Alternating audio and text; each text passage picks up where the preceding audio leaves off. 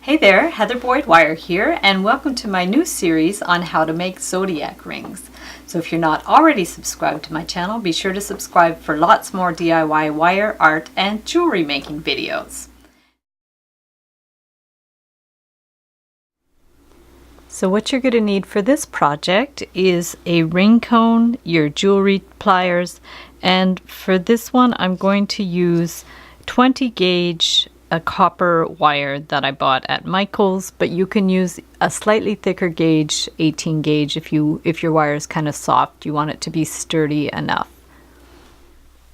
So for the Virgo ring, we're going to just start sort of at the left side there. It almost looks like a letter M.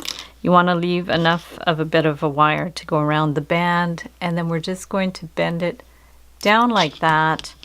And then we want to start forming our M. So just take this one and bend it to the back like that. I'm using the flat pliers for that. And then you get your round pliers and bring that around like that. And then keep going with the M type shape. And then we're going to bend that back and then bend that around like that. So what we're going to do now is we're just going to kind of bend it in a little bit. This one's a tricky design, so I just kind of had to improvise with it. And then we want to bend this one up to the front. Okay. So we're going to bend it around like up to that bit like that. We're going to scoop it around, and then we need to make like kind of a curve around here. So we're just going to curve it around and then bring that, because we want this part to form the band. This is why I've kind of distorted the design a little bit so that we'll be able to make the band. And then this one we could bend down and then around like that. So this is how it looks, not too bad.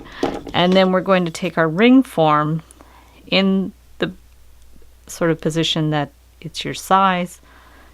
I'll link it below where you can buy these ring cones. And then because this one's a little fragile, I'm going to make it not adjustable. And so we want to hold this so the symbol is in the middle at the front, and then we're going to bend this in the middle at the back on a right angle, and then take this end and bend it around.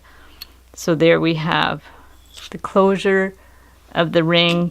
And to make sure the closure is not sharp, we want to cut that end and then cut this end and just sort of flatten that and that so they're not scratchy. And then you can put it back on the ring form to make sure it's nicely shaped. So we have the one that's a fixed ring, and then the one here, if you want it adjustable, you just do 2 little loops at the center back so it's adjustable. Thanks so much for watching the video. Give it a big thumbs up if you like it. Be sure to subscribe to my channel for lots more DIY wire art and jewelry making videos. Hit the notification bell to be notified when I go live and when I post new videos. And if you'd like to share photos of your wire art creations, be sure to join my Facebook group, the Wire Art and Jewelry Makers Club, where we share photos of our work and get inspired by members of the group. And if you'd like to check out our Etsy shop, we make all kinds of custom wire art and jewelry on Etsy.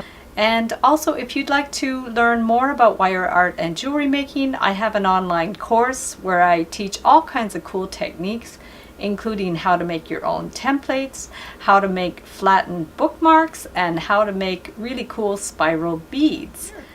Thanks for watching.